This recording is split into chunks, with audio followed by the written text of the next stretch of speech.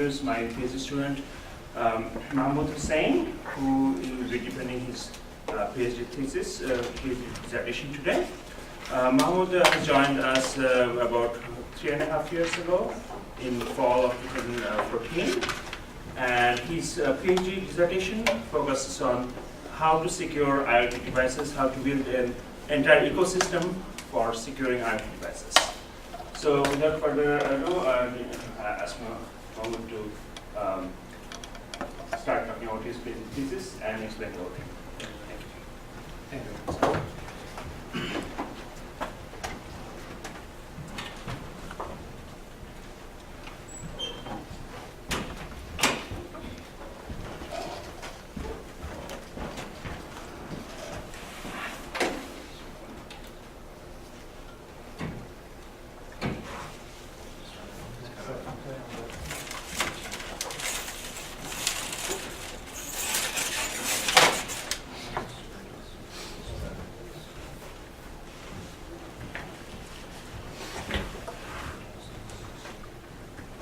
Good morning, everyone.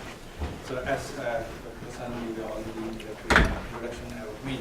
So my name is Mahmoud Hussain. Yeah, I'm working at a secret lab for Dr. Ragib Hasan. So today I'll be presenting my dissertation here. And my committee members are Dr. Ragib Hasan, he's the chair, Dr. Alan Sprague, Dr. Alan Johnston, Dr. Shelam, and Dr. Menon. The title of my dissertation is Towards a Holistic Framework for Secure, Privacy-Aware, and Trustworthy Internet of Things Using Resource-Efficient Cryptographic is Key. So let's get into the presentation. The Internet of Things. This is a programmable world where our everyday devices are connected to the internet.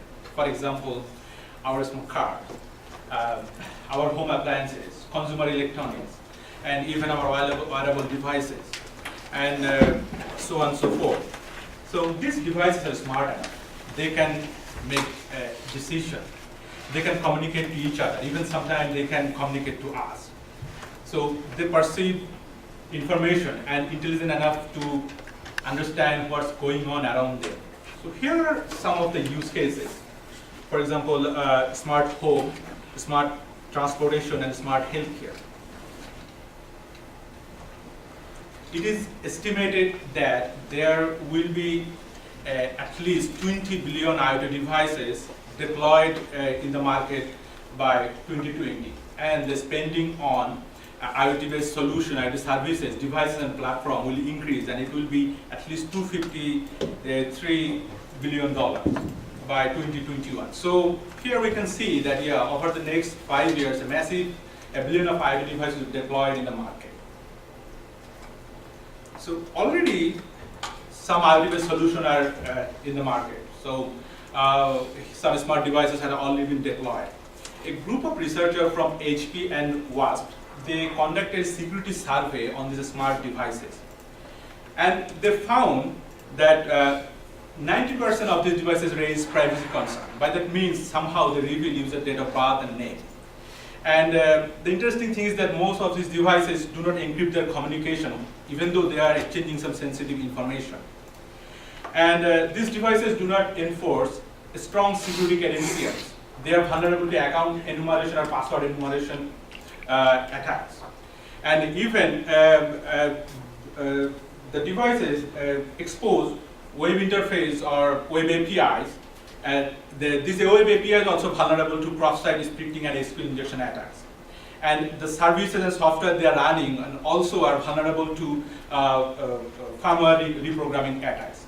So these are the current scenario, because the thing is that they are trying to, people are coming with the ideas with the smart devices. A lot of startup companies are there.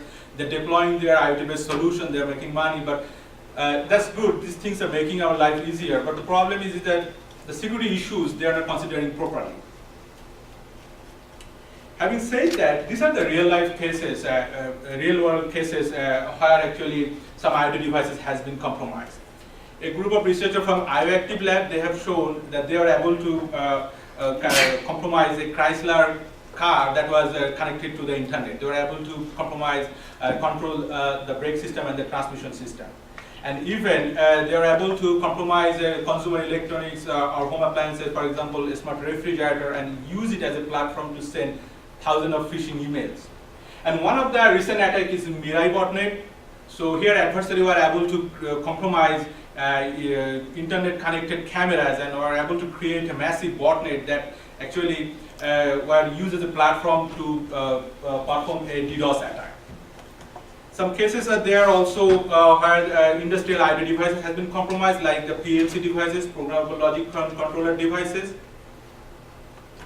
And also, the medical IoT device has compromised as well in some cases, where a drug pump made by Hesperia, so it were adversary were able to issue unauthorized command. So, there are a lot of other cases as well. So these are the few cases. So here you can see that these devices are very easy to attack, and they do not need to come up with new techniques to attack these devices. The off-the-shelf techniques they use to compromise these devices. So in this dissertation, our goal is to secure the IoT-based system. So in this dissertation, how actually we proceed? So we first take the IoT application, IoT use cases. We analyze their vulnerabilities. We identify threats, and for identified threats, we provide security scheme. And then once we provide the security scheme, we evaluate the security scheme in two phases. In the first phase, we analyze. We perform a security analysis of the proposed scheme and make sure that our proposed scheme is secure enough to defend the identified threat. And in the second phase, we develop prototypes. This is the iterative process. For each scheme we perform this thing. And a prototype to show that this is feasible, and then actually we we analyze the performance of the proposed scheme to make sure those are resource efficient and compatible with and can be adopted by IoT devices. So first, let's start with the vulnerability analysis. The attack surfaces increase in many folds in IoT-based system is because a lot of entities are involved here. In the local network or in the proximal network, we have IoT devices. In the edge network, we have edge computing devices like the gateways. And even we have services running on the cloud. So adversary can compromise this communication interface between device to device, device to gateway, gateway to cloud. And even it is possible that adversary can compromise the IoT services running on cloud as well as the constrained devices itself.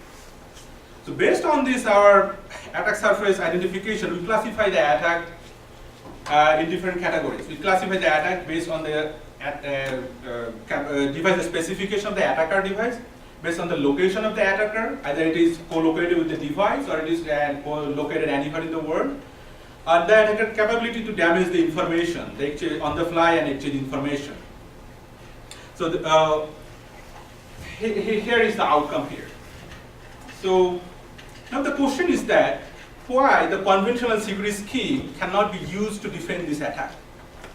The scheme that we are using to protect our smartphone, to protect our PCs, our cloud services as well. The main problem is that these devices are highly resource constrained. So by that mean is that they have limited processing power. The CPU they are using has a very few megahertz, 8 megahertz to 100 megahertz. And most of the time they are battery powered. And in addition to that, they have a very limited memory. For example, they have a few kilobytes of RAM. And this device operate in a lossy network, in a lossy link. So the bandwidth of this link they operate is 16 kbps to 250 kbps. And another interesting thing is that the IoT operating system, for example, Contiki and ROIT, they don't have support for dynamic software update. So that's one of the problems. These devices are resource constrained, they're operating in lossy networks, and the conventional security scheme that we are using are not intended for these resource constrained devices, so that they cannot adopt these devices as it is. So based on this analysis, we came to that research question. How can we ensure the security and privacy of resource limited smart things which operate in lossy networks?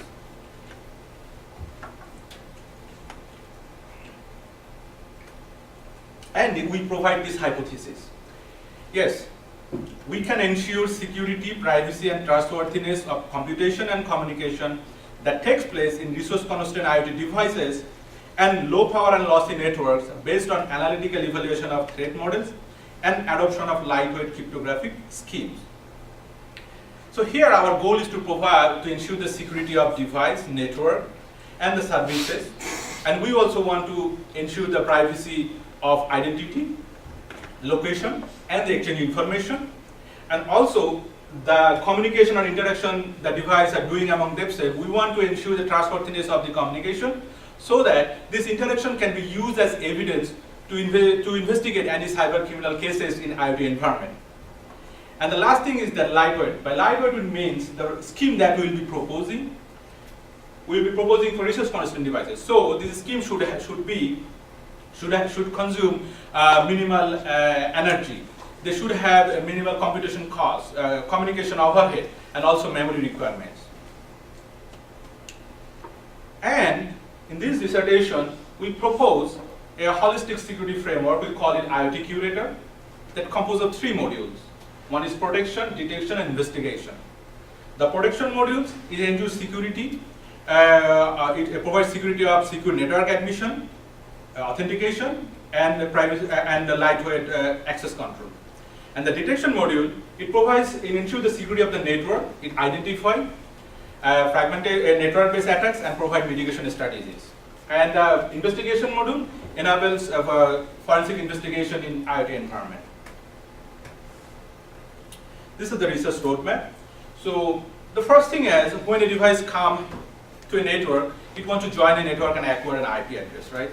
So here actually we want to authenticate devices because we don't want malicious devices to get admitted to a network. By doing this, we prevent malicious devices to do that. We actually reduce the chance of the attack in the network. So from that goal, we start with the privacy or network admission scheme. So this is the threat model we consider. So these IoT devices are vulnerable to node cloning attack. For example, in the Internet of Vehicle scenario, these devices are deployed in roadside, or even agriculture or industrial IoT, these are deployed in remote location and sometimes may be left unattended. So these devices are very vulnerable to hardware compromise or node cloning attack. By that means, these devices use security credentials that are embedded with them. Adversary can microprobe, tamper with these devices, can extract this credential, and use this to impersonate a real device. And even it is possible, counterfeit IoT devices are sold in the market at a cheaper price. For example, medical IoT devices, counterfeit medical IoT devices, that doesn't perform at the same performance as the real devices. And even some cases, it's possible adversary can create a huge number of IoT devices that to impersonate real devices using virtualization layer, emulating the devices on software using virtualization layer. So here, this is one problem. And the second thing is that IoT devices that are mobile, that move from one network to another and use a static identifier are vulnerable to user-targeted attack, location recording, movement profiling, and even cyber espionage. So the research question here we ask, how can we verify the integrity, hardware integrity of a device before allowing it to join the network? And how can we ensure the privacy of these devices that move from one network to another? So we adopt PUF, physical unclonable function, and propose a security scheme. So what is PUF? PUF is a circuitry. It's an IC that is embedded with the IoT devices. You can think like a digital fingerprint. It is used to differentiate between identical devices. By identical means devices that are using same circuit design or circuitry. So already some proposals are there. Some researchers have proposed authentication scheme based on PUF, but here there are some problems with them. The first thing is that for a single devices, the existing solution, a identity provider has to store a massive amount of large number of challenge response pair. So this is for one device. For billions of IoT devices, there is a scalability problem here.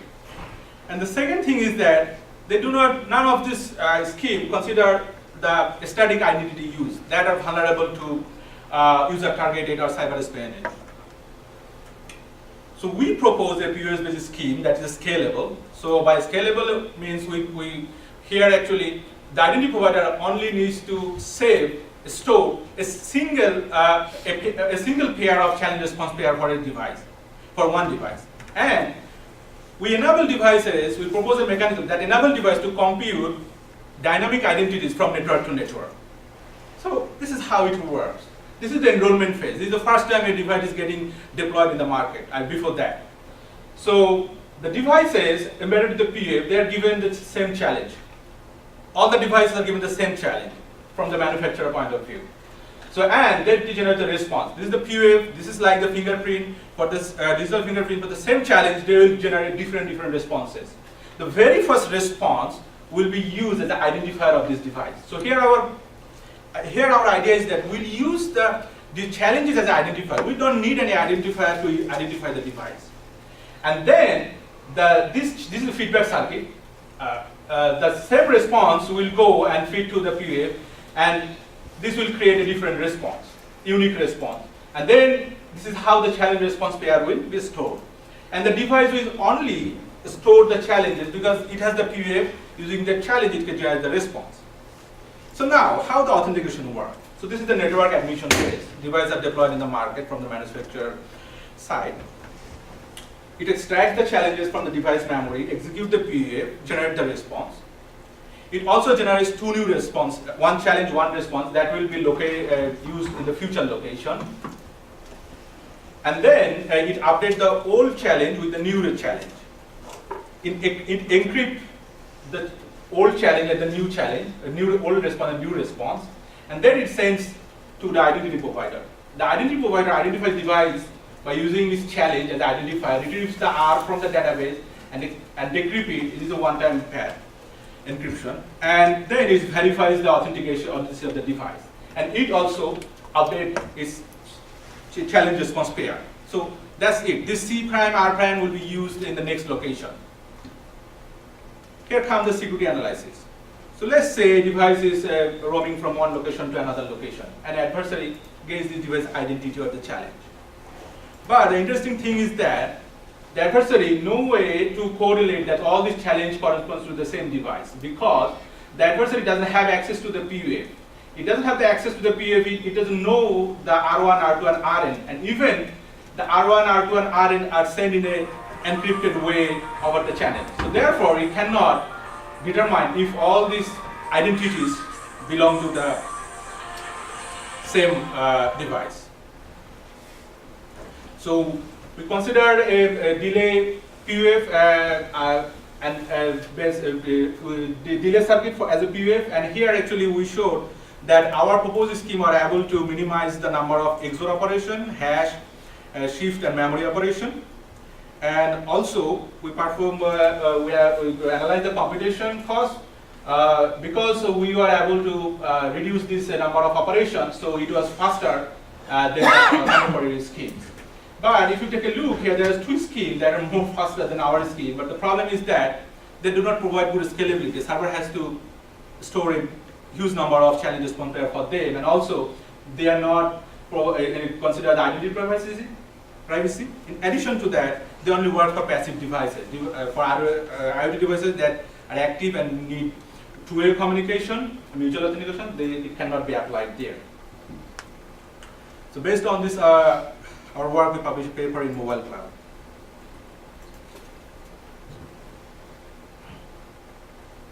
Next phase. So now, once I was going through the slides, maybe you guys are thinking, okay, we cannot guarantee that all these devices have this PF circuitry, right? So, but still, we want to provide a secure network admission scheme. So here, actually, I want to maintain the privacy as well. Here, we come up with a software-based approach. So we adopt combined key cryptography and propose a lightweight network admission scheme that is privacy aware as well. The combined key cryptography use elliptic curve cryptography. So here, the combination of elliptic curve keys generate a new key. That is the concept we use and provide a scheme. So here, if you take a look, there is two keys, Q1 and Q2. If we add them, it will generate a new keys in the elliptic curve. So, and there is no way to relate that this has been generated from these 2 points, because these 2 points can generate here and here. So this is the strength of combined key cryptography. So the idea is that the combination of keys generate new keys. So this is the enrollment phase. So here, an identity provider maintains a public key matrix. It assigns a cells to the device. Say for example, for this device, it assigned the diagonal elements. And once it's received, it also sends the indexes that has been assigned to it. Once it's received those, it computes a set of private keys and public keys. It stores the set of private keys and the indexes as well. And then it only sends the public key to the identity provider, and the identity provider updates the corresponding cells. So, and the identity provider forward everything. So, what are the things the device knows? The device has only the indexes it has been assigned to, and only the keys, that's it. Now let's see how the authentication phase works. So, the device gets a subset of keys from the key pool that is stored in its memory. So, this can be any combination. Here, it uses only two indexes, 1, and 2 VW. And then it use combined key cryptography, use public key and private key. That will be used for this network. For the next network, it might use a different combination as well from this key pool. And then it will create a shared key using the public key of the provider. And then it encrypts the corresponding indexes that correspond to the private keys. And then it sends the public key and the indexes. It decrypts the indexes and it retrieves the corresponding keys from the matrix. And then it adds those two keys, and this is also combined key cryptography, and then actually it verifies if it matches with the key it receives, then it authenticates the device. So this is how it works. So no certificate, nothing, only as a single addition operation is enough to verify it. So a device computes this public keys from one network to another network. Now, a malicious device that co-located with the device track its identities to profile its movement. And then one is plotted in the elliptic curve. It has some discrete points, and there is no way to know that these keys belongs to all these keys belong to the same device. So this is the power of combined public key cryptography. So we implement a prototype. We use Quantikia operating system and remote devices for that. And here you can see the existing EAP TLS is slower, 1 times slower than the our one. But pre-shared key and MD5, there's a faster than our one. But the problem is that pre-shared key and MD5, they do not provide a good degree of security and also doesn't scale well for billion-IoT devices. Because there's a huge problem for challenging tasks for key management and key distribution for the pre-shared keys. And also, sorry for that, we are able to reduce the energy consumption by 70% compared to the EAP TLS, where they have to exchange the certificates and need to do the signature verification and a lot of cryptographic computation here. Based on this, I work to publish a conference paper in ICIoT. So, okay, now a device joined a network, it acquires the IP. Okay, now what's next? It wants to go and talk to other device, right? When two devices are communicated, the network admin, they authenticate the device. When two devices will communicate to them, they need to authenticate before they exchange information. Here comes the peer-to-peer mutual authentication. So we provide a peer-to-peer mutual authentication scheme for host identity protocol, that is lightweight and privacy aware as well. So here actually we want to ensure the privacy from session to session. This can be also used for network to network as well, no problem. So this is the, I'm not sure if you guys can take a look here. So this is the message, you don't need to go in detail here. So this is the message flight that two peer is communicating. So the first thing you can do, they have to exchange the certificates as a proof of the authenticity of their public keys or host identities. But what is the problem with the certificate, X.51 certificates? The problem is that IoT devices are operating in a lossy network that has 16 kbps to 250 kbps speed. And the thing is that the MTU, if you take a look, the MTU is only 127 bytes. And the LAN and Wi-Fi, we use the MTU 1500, or for the WLAN, we use around 2500, something like this. So this is so lossy network, and you can see here. So it creates, and the 1024 key length is way larger than this 127 byte MTU. It creates a huge number of fragments. The more fragments means more transmission, communication overhead, more fragmentation in the receiver side, refragmentation in the sender side, receiver side. And also there is energy consumption by the radio transceiver for sending and receiving these packets. This is one overhead. And they are also not cryptographic. They have some computationally, not cryptographically lightweight because of the modular exponentiation operation that needs for signature verification, computation, as well as Diffie-Hellman key exchange. And also, if you take a look, the host identifier they're using from session to session, so these are also static. So therefore, they are vulnerable to communication relation attack and also some DOS attack as well. So, how can we reduce the communication and computation overhead in HIP, and how to protect the privacy of the host identifiers? Here we use ECQV-based credentials, and we provide a scheme based on ECQV-based cryptography. How it works? So, a certificate authority issues a set of credentials to a prover. Okay? Prover is an IoT device. Once it receives these credentials, it uses these credentials and computes private key, public key, and public key validation data P. So this P is similar to the certificate, but it has the same length as the length of the ECC key. So here is 160 bits, or maybe 256 bits, or maybe not larger than 300 bits. Or some bytes, I'm saying bits. So here, now during the authentication phase, it sends the public key and this public key validation data as a proof of authenticity of the public key or the host identity. What the verifier does, it goes, gets the QoS public key, or maybe it is already embedded with the device, and then it just performs a single addition operation to compute this, a temporary public key. And then it matches, if it is matches with the identity keys in case, public keys case, then it verifies it. So I have the proof of correctness of this algorithm. So here, because of the time constraint, I'm going to show that to you. So, but the thing is that a single addition is enough, and nothing. So by doing this, the verifier ensures that these devices receive this credential from the certificate authority and uses the certificate authority's credential to compute these keys. So this is the idea. So here, if you take a look here, we eliminate the certificate exchange, the modular exponentiation, signature, inverse operation, even the hash operation. Only an addition is enough, and also that's it. So here is the security analysis. So from one session to one session, it used different identities, and the adversary co-located with the device collect those. The same thing when it's plot is to the electric curve and try to infer something if all those relate to the same device.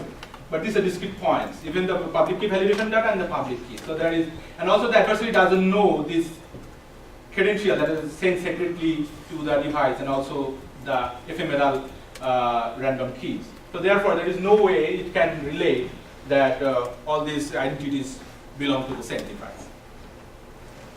We implemented a prototype using remote IoT devices running contiguous operating systems.